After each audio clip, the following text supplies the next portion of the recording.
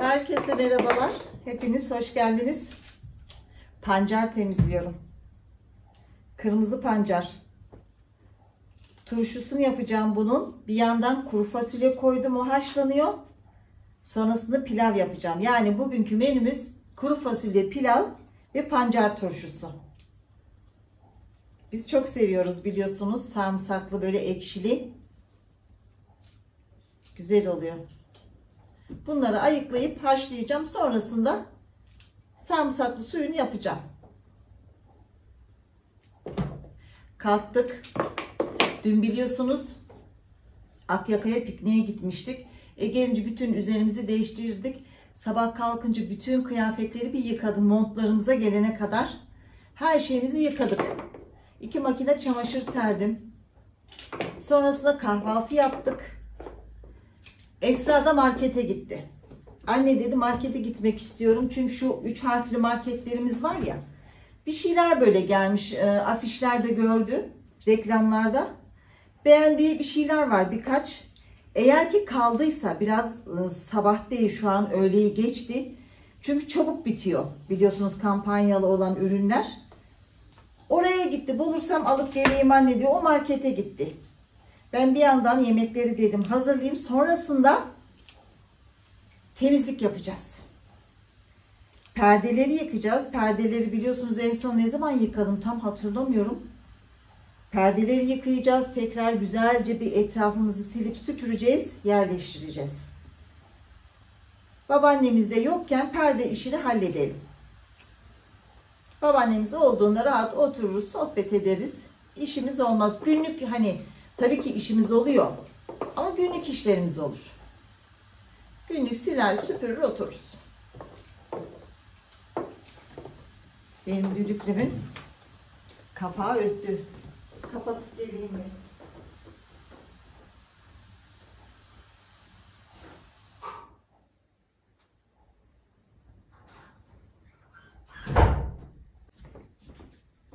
Düdüklüğü kısa aldım geldim. Fasulyemiz pişsin. Gördüğünüz gibi iyiyiz. İnşallah sizler de iyisinizdir. İyi olalım ki günlerimizi sağlıklı, huzurlu, mutlu geçirelim. Ailelerimizle birlikte, sevdiklerimizle beraber.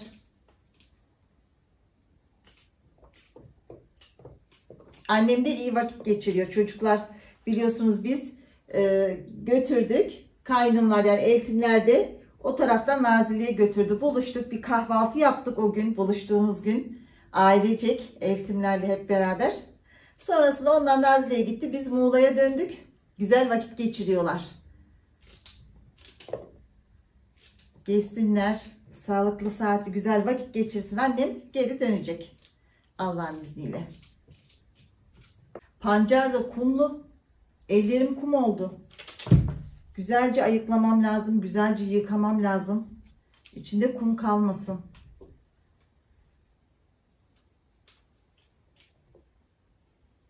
Yemeklerimi halledivereyim. Pancarımı ayıklayıvereyim. Yemeklerimizi yapalım beraber. Sonra da temizliğin başına.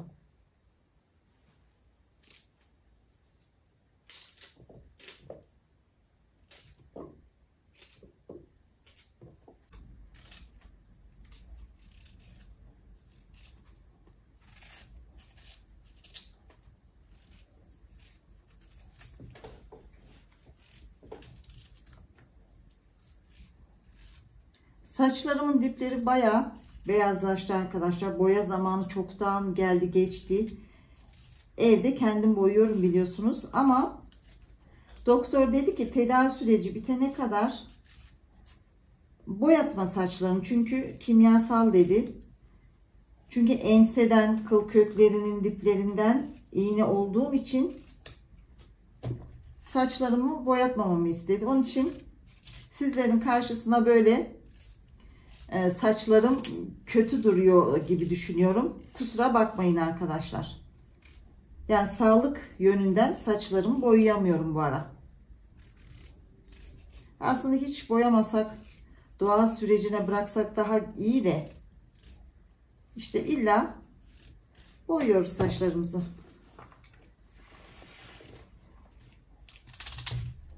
Hiç boyamasak olacak.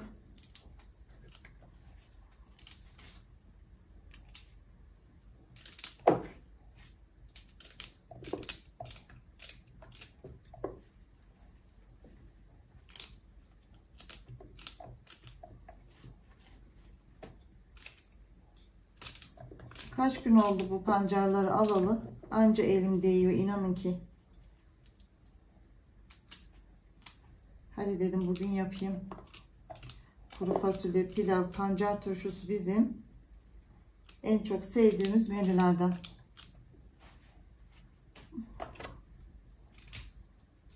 Sapları bitti. Şu kafa taraflarını soyup ayıklayayım.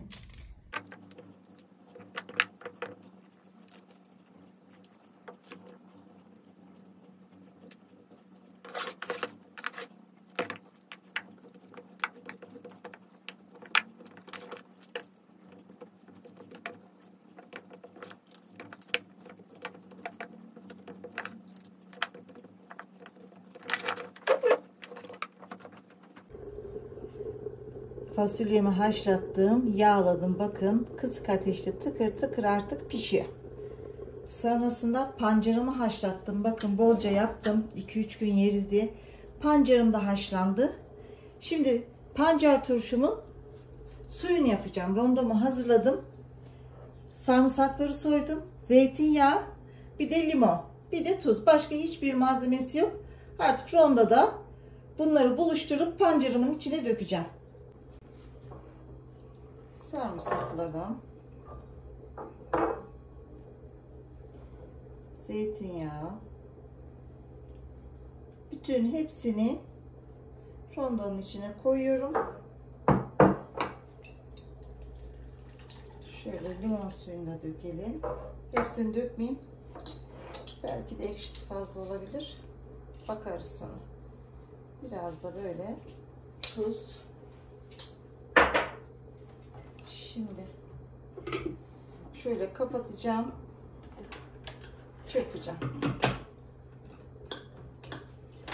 Şimdi takmamışım.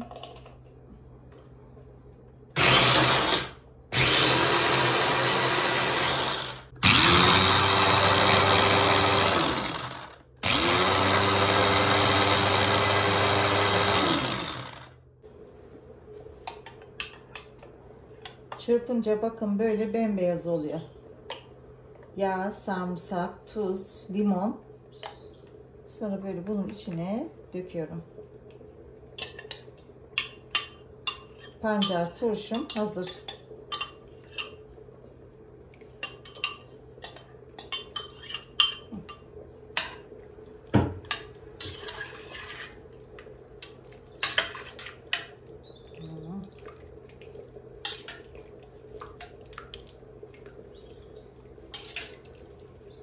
Şimdi bunu bu şekilde kaşık kaşık yemeyi seviyoruz biz böyle. Şimdi bunun ekşisi, tuzu akşamleyiğine kadar, ermiş gelene kadar içine alacak tadını. Yemesi mis gibi olur ve ekşisinin tuzunu bakayım. Çok güzel. Yeterli. Artık ağzını kapatayım. Tamamdır. Fasulyemi bir bakayım ne durumda.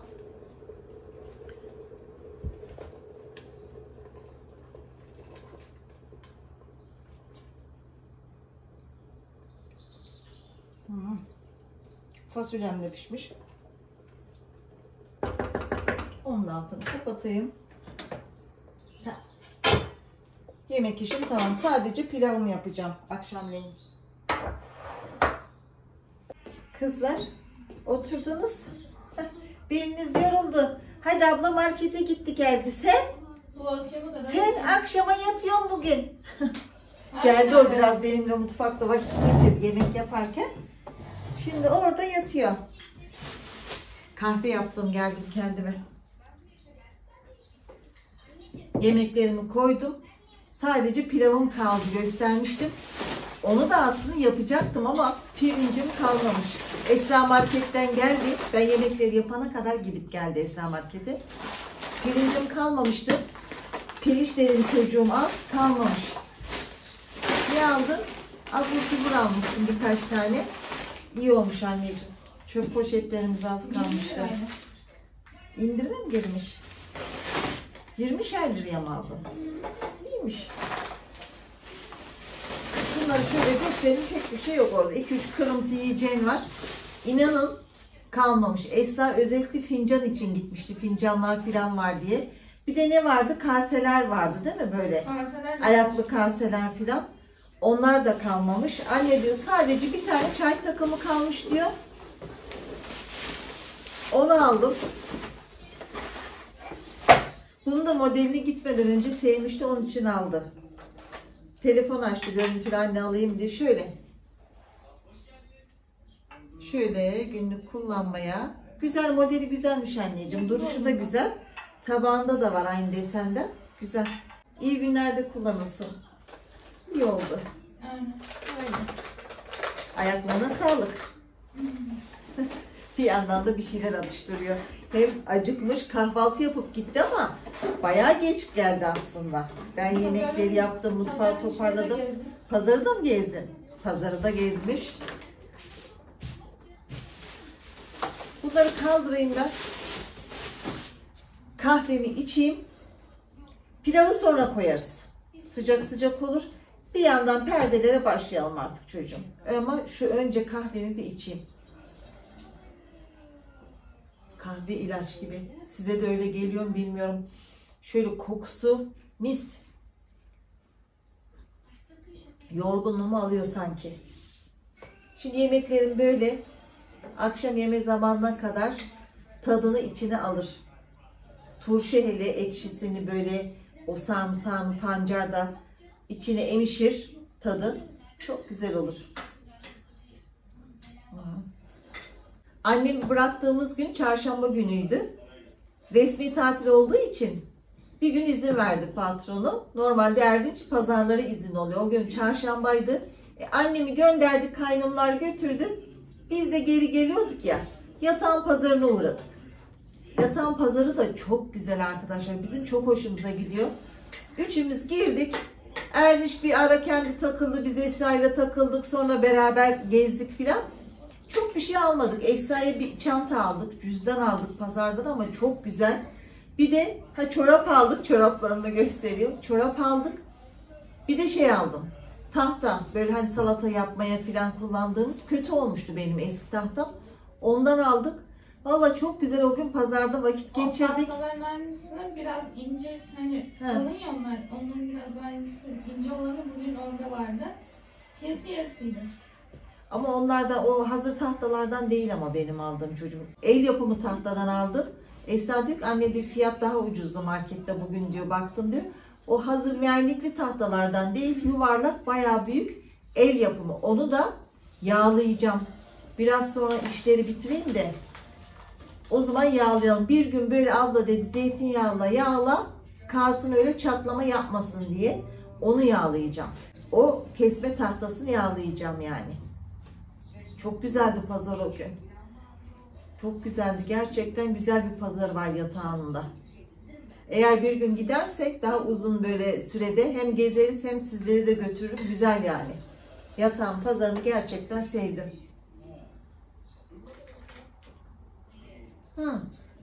Onu diyecektim. Pazardan geldik. Bir ara Erdiş bizden ayrı gezmişti. O ara gidivermiş. Pırasa fidesi almış. Marul fidesi almış. Bir de göğer almış soğan dikmek için. Huriş dedi şey yapacağım. Hani yağmurdan olmuyor kışın. Yağmur çok yağdığı zaman göl gibi oluyor bizim bahçe.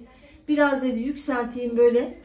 Hani illa böyle yeşillik tazecik olsun diye o gün pazardan geldik. Geç vakit bile olsa Erdinç hemen bahçeye geçti.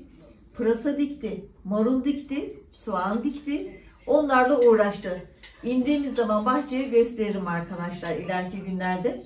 Çok güzel oldu. Hani en azından tazecik illa hani böyle gidip uğraşıp koparıp yemesine alışmışız ya. İlla birkaç bir şey bahçede olsun istedik. Halbuki kışın dedim hiçbir şey ekmeyeceğim çünkü su çok basıyor. Yağmur suyu da olduğu zaman böyle oluyor bizim bahçe. İnşallah bu sene öyle bir şey olur mu bilemiyorum. Boruları falan hep sokak tarafına attık suyunu ama Bakalım, belki bu sene o kadar su olmaz bahçede. İnşallah güzel olur. Çok sohbet etmeyeyim. Şu kahvemi bitirivereyim. Perdelerin başına. Esra ile bir kalktık mı artık oturmak yok Erdiş gelene kadar.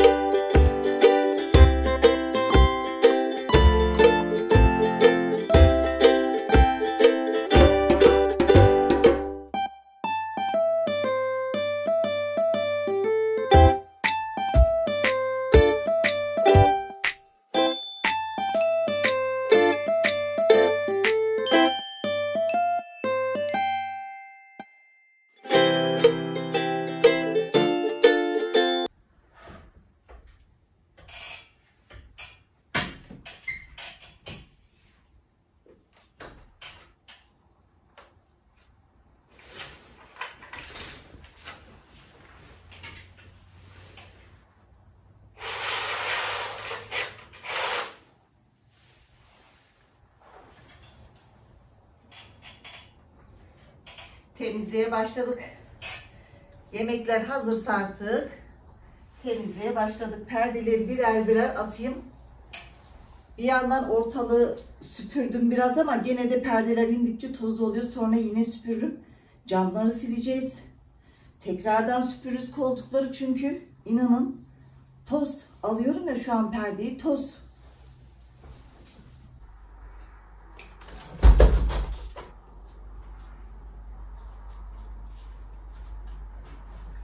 Birer pencere birer pencere başladım.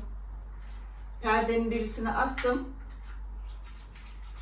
Perde yıkanırken camları sileyim bir yandan. Perdeleri sökeyim. Diğerlerini. Haydi bakalım. Bismillah, temizliğe. Camların silmesi kolay bizim. Çünkü böyle kolunuzun yettiği kadar ya. O yönden çok iyi. Onun için Esra işte sürekli toz alıyor. Camların tozunu alıyor yani. Kolay olduğu için. Esra da kendi odasına girdi. Arka odaları ben yapayım anne dedi. O arka odalara girdi. Ben de salonu.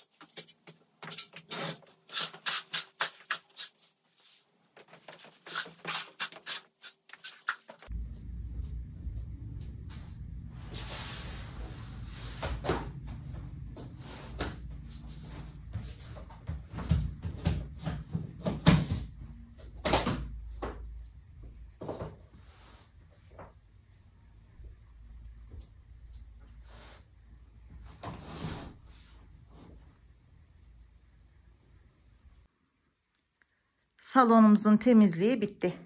Oh, mis gibi oldu. Perdeler yıkandı, asıldı. Yerler silindi. Koltukları da sildim. Halıyı da sildim. Sonrasında tozumuzu da aldık. Vallahi tertemiz oldu. Sadece şunlar ütülenecek. Sehpaların üstüne sereceğim tekrar. Böyle. Görüyorsunuz, fazladan hiçbir eşyam yok. Eskiden hani seviyordum, oraya onu koyayım, buraya bunu koyayım. Şimdi inanın arkadaşlar, ne kadar az eşya o kadar bana huzurlu geliyor. Orada eşya sevmiyorum. Sadece servis sehpalarım, konsolum, koltuğum, bir de yemek masam bize yeterli geliyor. Allah, tertemiz oldu. Bugün perdeleri yıkarken içine ne koydum biliyor musunuz arkadaşlar? Arap sabunu. Ben Arap sabunu hiç koymuyordum. Bugün Arap sabunu koydum. Vallahi daha güzel gibi geldi sanki asınca şöyle. Tertemiz oldu. Oh, mislendik.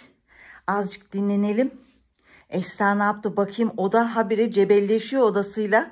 Bizim oda kendi odası. Bir bakayım, bir koridorla mutfak kaldı. Onları da hallettik mi artık, tamam. Şimdi ne yapıyorum biliyor musunuz? Demiştim ya, yatağın pazarından gelirken tahta aldık, kesme tahtası diye. Bakın böyle el yapımı tahta. Aldığımız çocuk dedi ki, abla dedi, kullanmadan önce dedi yağla, bir gün beklet. Dedim ki önceki tahtam çatladı, o da dedim el yapımıydı. Geç yağladım ama geç yağladım, o da olmadı, çatladı yani. Birkaç takipçimiz de söylemişti önceki yıllarda, tahtayı aldığım zaman yağlayın Uğur Hanım diye. Ben önceleri hiç duymamışım. El yapımı tahtalar, yani verniksiz olanlar böyle yağlanacakmış. Ben de zeytinyağla yağlıyorum. Çatlamasın diye. Bu da püf noktası demek ki. Yatak odasının perdesi yıkanıyor. Esra da işleri bitirdi arka odaların. Mutfağı toparladık. Koridoru toparladık. Ben dedim şu tahtayı yapayım. Akşamleyin olmak üzere. Erdinç biraz sonra gelir. Yemeğe otururuz. Çünkü acıkmış olarak geliyor. Akşam yemeğini hep evde yediği için öğleyin hani çok ağır yemiyor. Evde yiyorum diye. Atıştırıyor onun için. Erdinç geldiğinde biz hemen yemeğin başına oturuyoruz. Şurada yapıvereyim dedim. Tencereleri aldım. Kenarıya. Çünkü bu taraf ışığı kötü alıyor arkadaşlar. Video çekerken şurası çok dar. Şurada dedim yapıvereyim ocağın üstünde. Şimdi yemeklerim de hazır ya. İş yapması iyi oldu bugün. Yemek telaşı olmayınca iyi oluyor. İşi önce yapsan, yemeği sonra bıraksan, işte yemek ne yapacağım, yetiştirebilecek miyim derdi oluyor ya hepimizde. Bugün iyi oldu. Hem işlerimizi hallettik. Anne kız. Hem de şu tahtamı da yağladım. İyi oldu. Evet. Tahtamın yağlanması bitti. Yağ da bitti. Koydum. İçine bu şekilde alsın yağı, bir gün beklesin. Satıcının dediği gibi. Sizlere de fikir olsun arkadaşlar. Benim nasıl öğrendiğim gibi sonradan sizlerden ya da böyle satıcıdan böyle el yapımı tahtaya yağ sürerek bekletecekmişiz. Sizler için de bilgi olsun. Benim için de. Tamam. Böyle şöyle tepsiye koyup kaldıracağım. Ya da bir yere dayayayım. Birazcık geçip artık dinleneyim arkadaşlar. Çok yoruldum. Yemek vaktine kadar birazcık dinleneyim. Dinlenemem aslında, başka işler bulurum da. Oradan buradan yapılacak iş çıkar. Erdiş gelene kadar iş yaparız biz bugün. Şimdi önce turşuları koyayım. Ben çok az yiyeceğim. Kuru fasulye akşama. Evet. Sana sürpriz bugün. Sana sürpriz oldu değil mi? Evet. En sevdiğin menü. Hiçbir şey Renge değişmedi. bakar mısın? Fıstık ne yapıyorsun? Bana çok koydun. O bana olsun anneciğim. Hı. Şöyle. Sana az koyayım. O kadar yedim. Tamam. Bu da senin. Şimdi pilavı, fasulyeyi ayrı ayrı Yan yana. koyacağım. Yan yana mı istiyorsun sen? Tamam. Seninkini yan yana. Lokanta usulü mü? Seninkini yan yana koyalım. Seninkini şöyle yan yana. Tamam. Al. Erci seninkini ayrı ayrı. Tamam. Tamam. Görüntüsü güzel. Evet. İnşallah tadı da güzeldir. Yeter bir yiyeyim mi? İş yapmaktan biz koştur koştur. Bir yandan yemek yap. Bir yandan temizlikle uğraş bugün.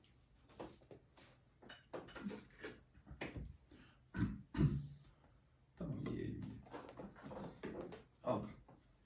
Tamamdır. Şimdi Biberler kontrol mü? Acıymış, tatlı mıymış, güzel miymiş? acılı vardı. Baktım tadarak koydum. Acı var içinde biberlerin. Son artık o, son köy biberler onlar artık. Acı var. Fıstık sen niye durmuyorsun Ne evladım? kalalım. Sen niye durmuyorsun evladım? Şimdi bak mamanın başına gidecek, biz buraya geldik. Biz yemek yerken mamanın başına gidiyor.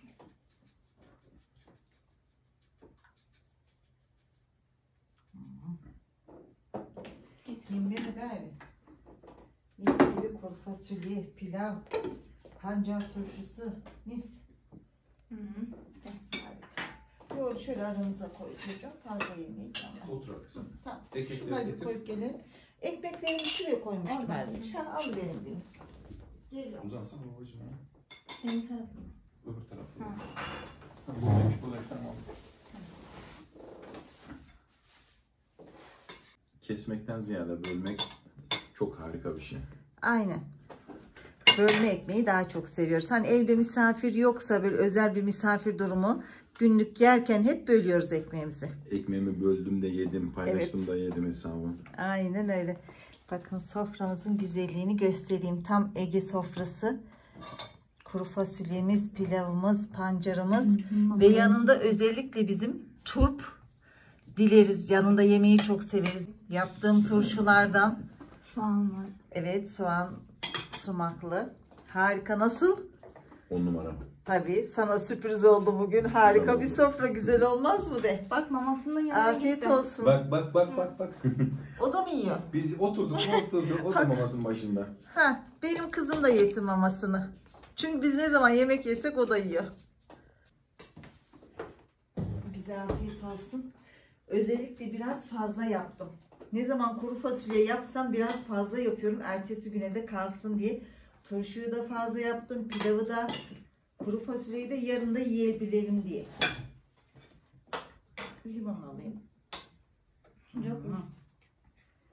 Biraz limon, biraz da böyle pul biber. Tam kış pancarı olmuş. Çok sıcak. Evet. Dedim şey koysaydım. Sonradan akıl ettim. O şey kuru biber. Ha içi. Ha, kuru Ama biber. acısı esrarlıyım o zaman. Yok, tatlı olanlardan koyacaktım kuru biber. Sonradan aklıma geldi. Sade oldu bugün. Çok harika olmuş. Hı hı. Ekmeksiz karnım doyuracağım. Aynen. Ekşisi, tuzu böyle bir de içine emişti. Çok güzel. Erken yaptım. İşlerin başına geçmeden önce yaptım pancar turşusunu. Ben bir ara markete gittim o sıra. Hı hı. Esra markete gitti. Ben turşuyu yaptım. Yemekleri yaptım. Ondan sonra işin başına geçtik. Hı hı. Bir de acı biber olsaydı çok güzel olacaktı. Acı biberim yok. Bugün soğanla turpla idare edeceğiz. Güzel. Hı hı. Eline konu sağlık. Afiyet olsun. Çatalım. Hı hı. Hı, limon evet. Hı hı. Soğansız kuru fasulye mi yenir? Asla. Soğansız ben de güzel. Hı. Bunun kuru fasulye olduğunu söyleseydim, bazlama alsaydım gelirken. Hı, olsun. Hı hı. Senin günün nasıl geçti? Çok sıcaktı bugün Milas. Sıcak mıydı Milas? Çok iyi. Benim dışarı çıktığımda da hava sıcak. Kısa kollu çalıştım hep. Gerçi burası da çok güzeldi. Esra anne de çok sıcak gitti geldi ama dediğin gibi Hani biraz bastırma fırlama. sıcaklar diyor ya. Muhtemelen onlar geliyor herhalde. Kış gelecek diye bekliyoruz. Bahar havası gibi. Hı -hı. Acıkmışız. Akşam sofrasını ailece yemek yemek kadar güzel bir şey yok değil mi? Hepimiz böyle toplanıp annem eksik bugün. Annemin kulağı çınlasın. Annemin yeri eksik O bugün. da diğer oğluyla beraber. Evet, o da diğer çocuklarıyla beraber ama bugün yeri eksik. Hep beraber ailecek yemek yemek kadar güzel bir şey yok. Hı -hı.